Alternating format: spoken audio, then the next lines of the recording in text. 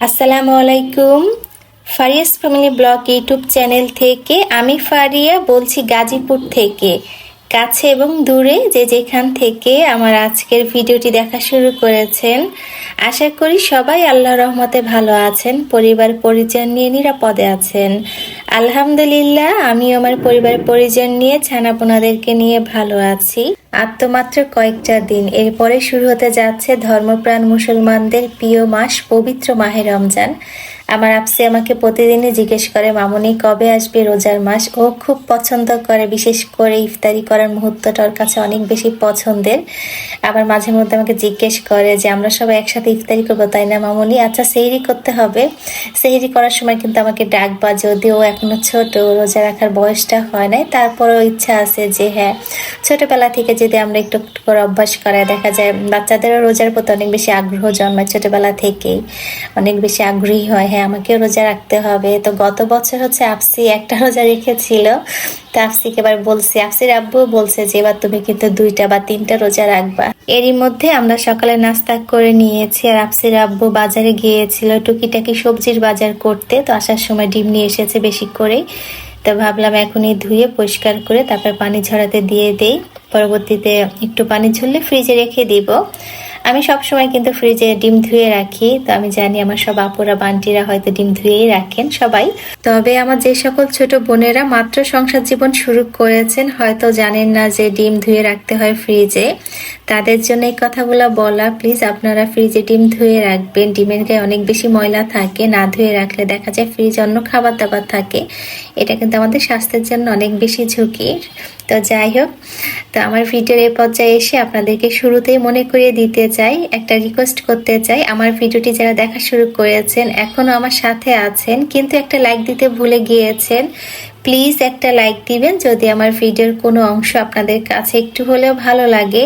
আর যারা প্রথম আজকে আমার ভিডিও দেখছেন, আমার চ্যানেলে নতুন, চাইলে কিন্তু আমার ছোট্ট চ্যানেলটি সাবস্ক্রাইব করে পাশে থাকতে পারেন।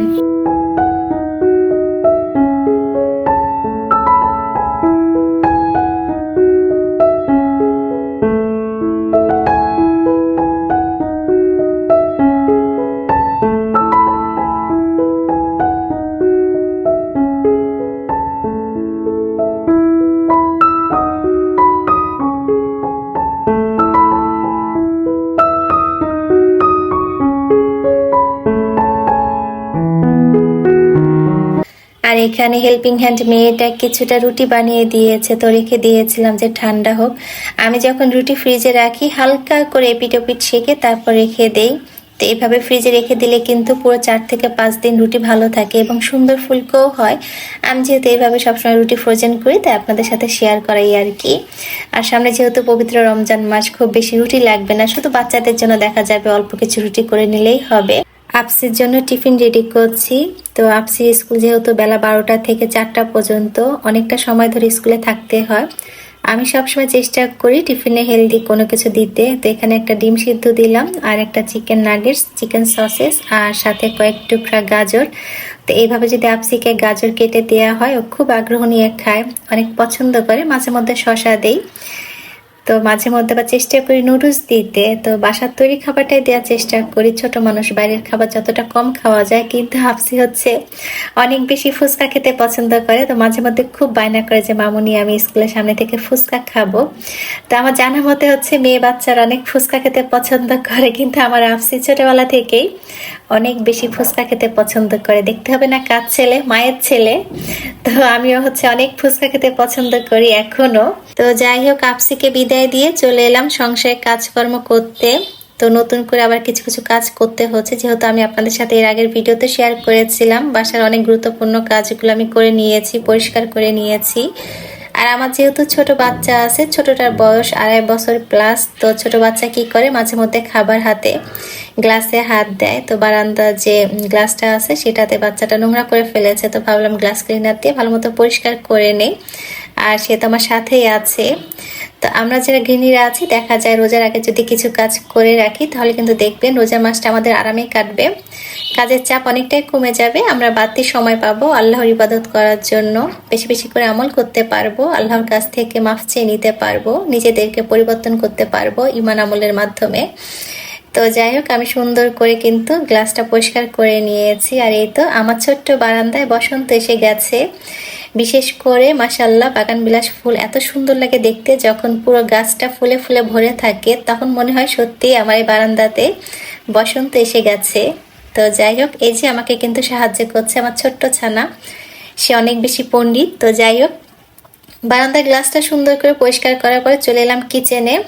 তো আমি মাঝে মধ্যে শাক ফ্রোজেন করে রাখি সিদ্ধ করে। আজকে লাল শাক আর এখানে সাথে বোতে শাক। তো বোতে শাক পরিমাণ অনেক বেশি ছিল, তো কিছুটা আজকে ভাজি করব আর কিছুটা তুলে রেখে দিব। আর পাশে লাল শাকটাও আমি ভালো মতো সিদ্ধ করে নিয়েছি একটু লবণ দিয়ে, তারপর জিপলকে করে রেখে দিব।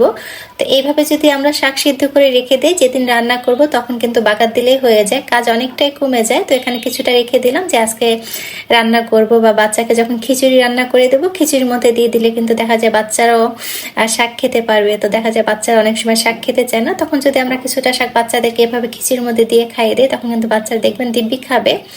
আমি মাঝে মধ্যে আমার বাচ্চাদেরকে দেখা যায় খিচুড়ির মধ্যে শাক দিয়ে বা সবজি দিয়ে রান্না করে খাওয়াই। আমার ছোট বাচ্চাটা শাক খেতে অনেক বেশি পছন্দ করে, তো তাকে যখন আমি মাঝে মধ্যে রান্না করে দেই আমার সাথে সাথে সেও খায়। তো আজকে দুপুরের জন্য ভাবছিলাম প্রেসার কুকারে মাংস রান্না করব। তো প্রেসার কুকারের মাংস অর্ধেকটা রান্না করার মধ্যেই কিন্তু গ্যাস সিলিন্ডার শেষ। আর এখন গ্যাস সিলিন্ডারের যে দাম, তো বাড়তি দাম রাখে বাজারে। তো যাই হোক, ভাবলাম যে সবজিটা বসিয়ে দিই ইন্ডাকশনে, আর আপসির আব্বু এর মধ্যে গ্যাস আনতে চলে গিয়েছে। তো ভাবলাম এখানে সবজিটা সিদ্ধ হতে থাকুক, মানে ইন্ডাকশনে সবজিটা রান্না করি, আর গ্যাস আসার পরে প্রেসার কুকারে মুরগিটা রান্না করে ফেলবো, যেহেতু লেয়ার মুরগিটা অনেকটা শক্ত থাকে। আর দেখা যায় মুরগি বা গরুর মাংস বা মাঝে মধ্যে আমি কিন্তু ডালটাও সিদ্ধ করে রাখি প্রেসার কুকারে। আমাকে বেশ কিছুদিন আগে একজন আপু কমেন্ট করেছিলেন, আপু প্রেসার কুকারে রান্না করতে ভয় পায়। আমি যেহেতু টানা 10 বছর ধরে প্রেসার কুকারে রান্না করি, এমনকি বিয়ের আগেও মাকে দেখেছি মা প্রেসার কুকারে রান্না করে, তাই আমি আমার অভিজ্ঞতা থেকে বলছি প্রেসার কুকারে রান্না করতে পারলে কিন্তু সময় অনেকটাই বাঁচে, অনেকটাই কষ্ট কমে যায়, সময় নিয়ে রান্না করতে হয় না। তবে একটা বিষয় অবশ্যই মাথায় রাখতে হবে, প্রেসার কুকারে যে রাবারটা থাকে সেটা অবশ্যই লুজ হয়ে গেলে বা ঢিলা হয়ে গেলে কিন্তু আপনাকে পরিবর্তন করতে হবে, বা প্রেসার কুকারে যে বাল্ব থাকে ঢাকনাতে সেটা কিন্তু অবশ্যই পরিষ্কার রাখবেন, তাহলে কিন্তু দেখবেন প্রেসার কুকারে রান্না করে অনেকটাই আরাম। আমার যেহেতু ছোট বাচ্চা আছে, আমি সবসময় চেষ্টা করি কিভাবে আমি কম সময়ের মধ্যে রান্নাটা শেষ করব। আর এই তো এখানে সবজি রান্না করে নিয়েছি আর আলু দিয়ে লেয়ার মুরগি রান্না করে নিয়েছি। তো প্রথমে ভেবেছিলাম শাকটা রান্না করব, পরে কিন্তু আর শাকটা রান্না করিনি, শাকটা তুলে রেখে দিয়েছি ফ্রিজে আবার। তাই আমাদের আজকে দুপুরের মেনু, সবজি আর সাথে নতুন আলু দিয়ে লেয়ার মুরগি। তো এর মধ্যে কিন্তু গোসল করে নিয়েছি, বাচ্চাদেরকে গোসল করিয়ে তো সব কাপড় এখন মেশিনে দিয়ে দিব।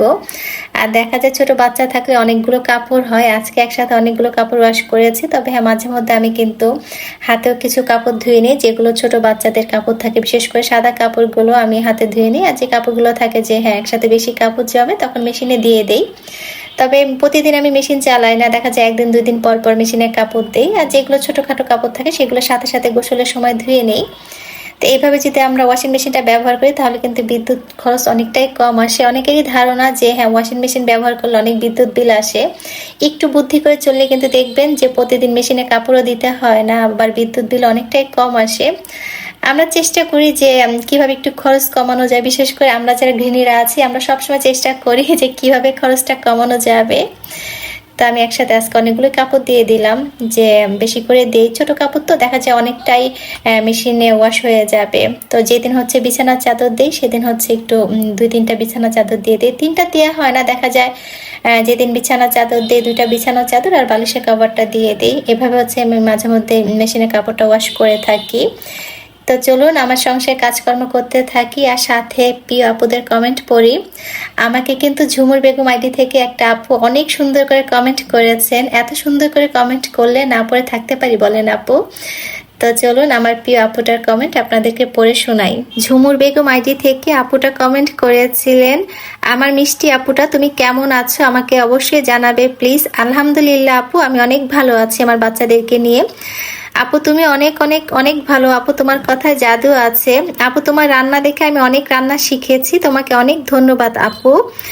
আপু তোমার ছেলে মেয়ে অনেক ভালো আপু, তোমার কাজ দেখে আমি অনেক কাজ গুছিয়ে করা শিখেছি। তোমাকে অনেক অনেক ধন্যবাদ আপু, তুমি অনেক বুদ্ধিমতী আপু। তোমার বাসায় আমি একদিন বেড়াতে আসব তোমাকে কাছ থেকে দেখার জন্য। আপু তোমার কথা আমার সারাদিন মনে পড়ে, তুমি কখন একটা ভিডিও দিবা সেই অপেক্ষায় থাকি আপু। সারাদিন মনটা খারাপ থাকলে তোমার ভিডিও দেখার সাথে সাথে মনটা ভালো হয়ে যায় আপু। তোমার ভিডিওতে আমার নামটা নিও প্লিজ আপু, তোমার জন্য দোয়া করি, তুমি জীবনে অনেক বড় হও আপু। তোমার বাচ্চারা যেন বড় হয়ে তোমার মতো ভালো মনের একজন মানুষ হতে পারে সেই কামনা করি আপু। ভালো থেকো, খোদা হাফেজ। অনেক অনেক ধন্যবাদ জানাচ্ছি ঝুমুর আপু। জানি না আপনি কে, কখনো দেখিনি, আপনি আমাকে দেখেননি। অপরিচিত একজন মানুষ হয়ে যে আপনি আমাকে এত সুন্দর করে একটা কমেন্ট করেছেন, সত্যি বলছি আপনার জন্য অনেক অনেক দোয়ার ভালোবাসা রইল। আপনি আপনার পরিবার নিয়ে ভালো থাকবেন। তো জানি না আপু আপনার পরিবারে কে কে আছে বা আপনার বাচ্চারা কয়জন বা আপনি কোথায় থাকেন। আপনি যদি আমার বাসায় বেড়াতে আসতে পারতেন বা আমি আপনাকে ঠিকানা দিতে পারতাম, সত্যি আমি অনেক বেশি খুশি হতাম। তো আপনি কোথায় থাকেন বা আপনার কয়জন বাচ্চা, তো চাইলে আমাকে ছোট্ট একটা কমেন্ট করে জানাতে পারেন আপু, আমিও ভীষণ খুশি হব। মন থেকে আপনার জন্য অনেক দোয়া রইল আপু। যখন কোনো ইউটিউবার আপুরা কমেন্ট করেন তো সেই আপুদের কমেন্ট পড়তে আমি ভীষণ ভালোবাসি। পাশাপাশি যখন কোনো সাধারণ দর্শক আপুরা আমাকে এত সুন্দর করে কমেন্ট করেন, তো সত্যি বলছি আপনাদের কমেন্ট পড়তে আমার অনেক বেশি ভালো লাগে। এরপরে আমাকে সাধারণ দর্শক মোসাম্মত লিপি আইডি থেকে আমার প্রিয় আপু আমাকে কমেন্ট করেছিলেন, মাশাল্লাহ ফারু সোনা, তোমার বারান্দা বাগান দেখলেই মনটা সত্যি ভালো হয়ে যায়। মাশাল্লাহ অনেক সুন্দর সুন্দর ফুল ফুটে আছে, বেরেস্তা সত্যি অনেক ভালো হয়েছে, চিকেন বিরিয়ানি অনেক ইয়ামি হয়েছে। আমি আজ থেকে ফ্রোজেন নাস্তা বানানো শুরু করেছি। আজ সকাল থেকে কাজ করে একটু আগে রেস্ট নিতে আসলাম। আবারও রাত 11টায় কিছু নাস্তা বানিয়ে ফ্রোজেন করব। ছোলা আর ডাল রোজার আগের দিন করব। যাই হোক, কেক অনেক সুন্দর হয়েছে, ভালো থেকো। অনেক অনেক ধন্যবাদ প্রিয় আপু আমার। তো লিপি আপু কিন্তু আমার শুধু বড় আপু না, সে কিন্তু আমার একজন বান্ধবীও। যখন বড় কোনো আপু বান্ধবী হয় তখন সত্যি এত বেশি ভালো লাগে। লিপি আপু অনেক গুণী একজন মানুষ, তার কাছ থেকে কিন্তু অনেক কিছু শেখার আছে। আপুটার জন্য অনেক অনেক দোয়ার ভালোবাসা সব সময় মন থেকে। এই প্রথম আমাকে আইভি কিচেন থেকে আপুটা কমেন্ট করেছিলেন, আসসালামু আলাইকুম আপু, কেমন আছেন ফারিয়া আপু? বিরিয়ানি প্রথমে দেখে লোভ লাগলো আপু। একটা কথা, তোমার খাটের ডিজাইন সেম একটা খাট আমার আছে, দোয়া করি আপু যেন আমল করতে পারি। তোমার বাবু অনেক কিউট মাশাআল্লাহ। তো আপু আবারও আমাকে লিখেছিলেন, আপু এই খাটটা আমার আব্বু আমাকে দিয়েছে, তবে ডিজাইন আমার হাজবেন্ড সিলেক্ট করে দিয়েছে। যেহেতু আমি আপুকে কমেন্টে রিপ্লাই দিয়েছিলাম যে আমার খাটটা আমার আব্বা আমাকে দিয়েছিলেন।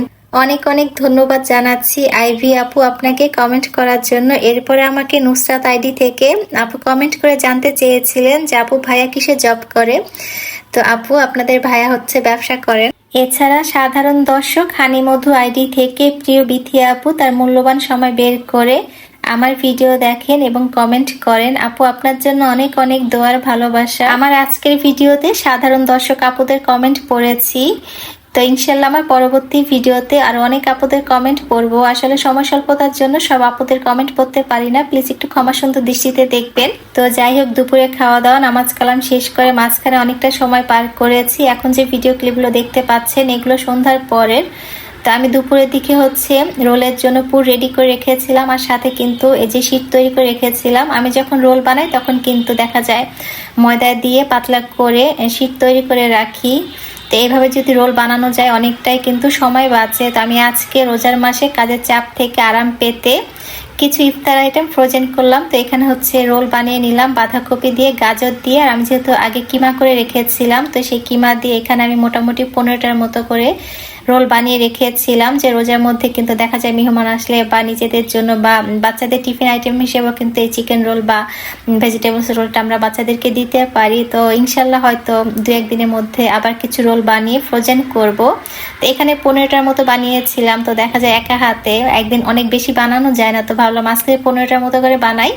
আর বাচ্চাদেরকে 2-4টা করে ভেজে দিয়েছিলাম। একদিন একটু কষ্ট করে ইফতার আইটেম ফ্রোজেন করলে রোজার মাসে অনেকটাই আরাম পাওয়া যায়।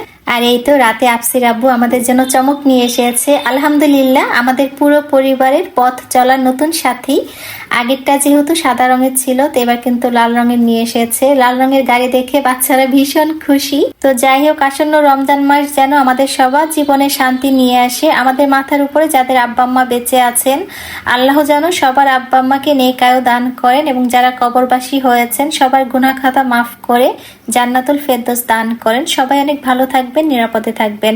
আল্লাহ হাফেজ। আসসালামু আলাইকুম।